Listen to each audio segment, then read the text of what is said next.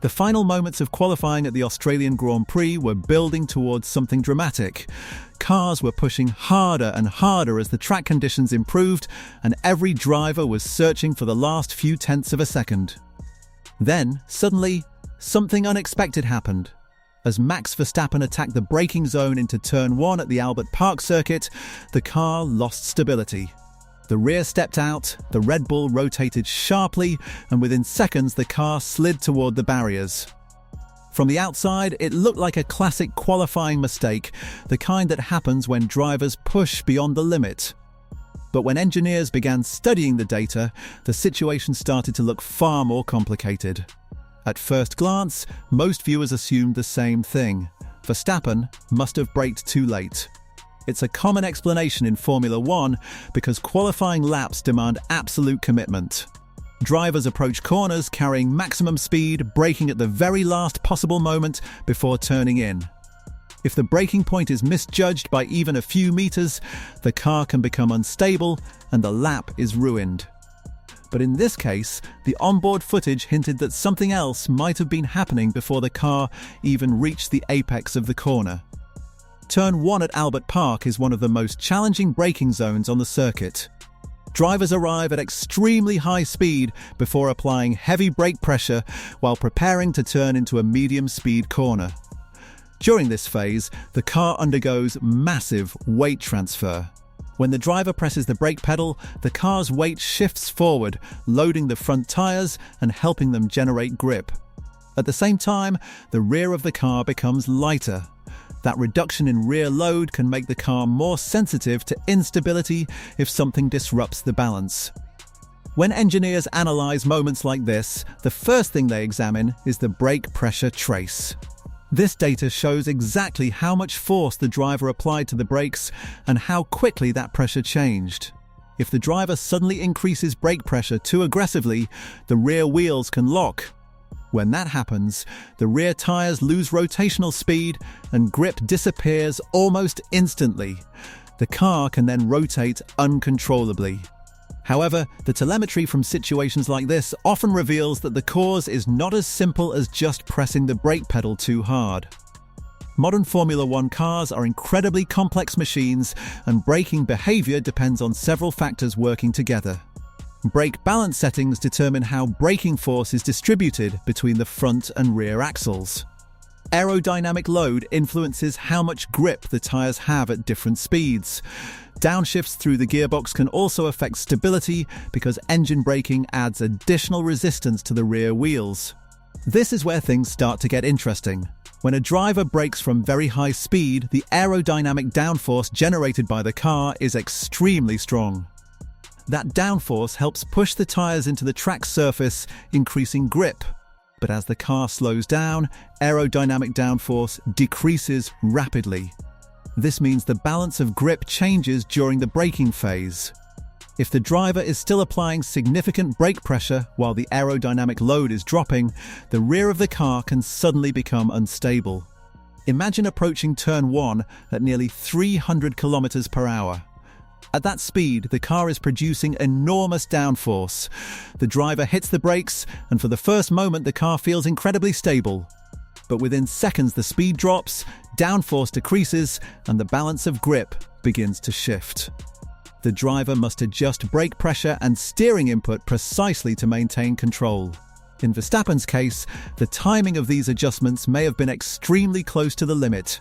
Drivers like him often operate right at the edge of what the car can handle.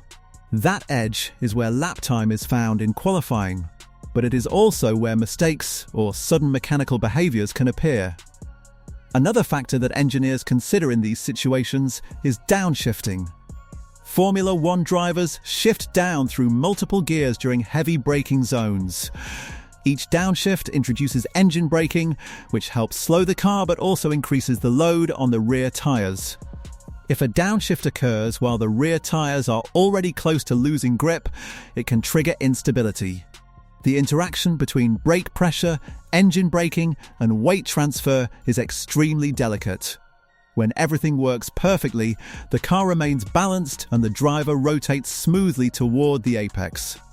But if any part of that system becomes slightly misaligned, even by a tiny amount, the rear tires may lose grip.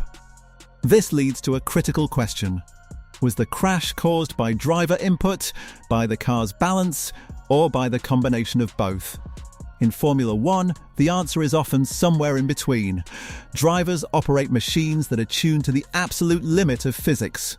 Teams design these cars to extract maximum performance from the tires, the aerodynamics, and the power unit. That means there is very little margin for error. Qualifying sessions make this even more intense. Drivers know that every fraction of a second counts. A slightly later braking point, a slightly faster corner entry, or a slightly earlier throttle application can make the difference between pole position and starting several rows back.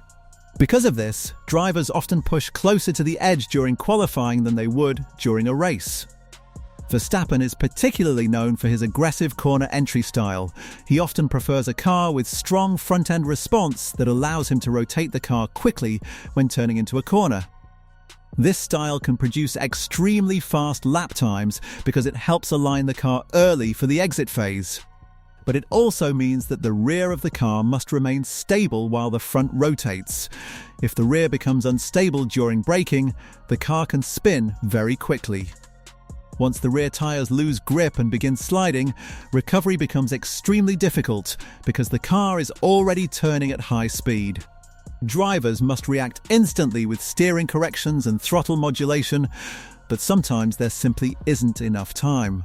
Think about how quickly everything happens in these moments. The car approaches the braking zone at enormous speed. The driver applies maximum brake pressure, begins downshifting, and starts turning the steering wheel all within a few seconds. If the rear tires lose grip even briefly, the car can rotate faster than the driver can react. This is why engineers rely so heavily on telemetry after incidents like this. The data allows them to reconstruct exactly what happened in those critical moments. By examining brake pressure, steering angle, throttle position, gear changes, and wheel speed sensors, they can determine how the car behaved just before the spin. One of the most important traces in this situation is wheel speed data. Each tire is monitored by sensors that measure rotational speed.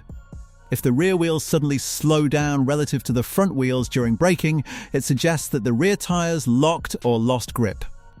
That information can help confirm whether the instability originated at the rear axle. Another important trace is steering angle. Engineers look at how quickly the driver turned the steering wheel and whether the car responded as expected. If the steering angle increases but the car rotates more than expected, it suggests that the rear of the car lost stability rather than the driver intentionally rotating the car. These analyses often reveal that incidents are the result of several small factors combining at once. A slight shift in brake balance, a slightly earlier downshift, or a small change in track grip can all contribute to instability. Individually, these factors might not cause a problem, but together, they can push the car beyond the limit. And this is what makes Formula One so fascinating. Drivers are constantly balancing on the edge between speed and control. The same aggressive approach that allows a driver to set incredible lap times can also expose them to sudden instability if conditions change. For Verstappen, incidents like this are part of the reality of qualifying at the highest level of motorsport. Drivers must decide exactly how close they are willing to push the car toward its limits. Sometimes that decision produces extraordinary laps. Sometimes it produces moments where the balance of the car shifts unexpectedly. But here is the interesting part. When engineers review data from crashes like this, they often discover that the driver was operating extremely close to the theoretical limit of grip. In other words, the same factors that caused the crash may also have been the factors that made the lap so fast up to that point. So the next time you watch a qualifying session and see a car suddenly spin under braking, remember that the explanation is rarely as simple as a single mistake. It is usually the result of a complex interaction between driver input, mechanical balance, aerodynamic load, and tyre grip. And that brings us back to the moment at Albert Park. What initially looked like a straightforward qualifying error may actually reveal something deeper about how these cars behave when pushed to their limits. The braking phase into turn 1 is one of the most demanding parts of the lap, and even the smallest instability can change the outcome of a session. Now I want to hear what you think. Do you believe Verstappen simply pushed too hard in qualifying, or do you think the car's balance played a bigger role in the crash? And if that moment hadn't happened, do you think he had the pace to fight for pole position? Let me know your thoughts in the comments, because understanding these moments is part of what makes Formula One analysis so interesting.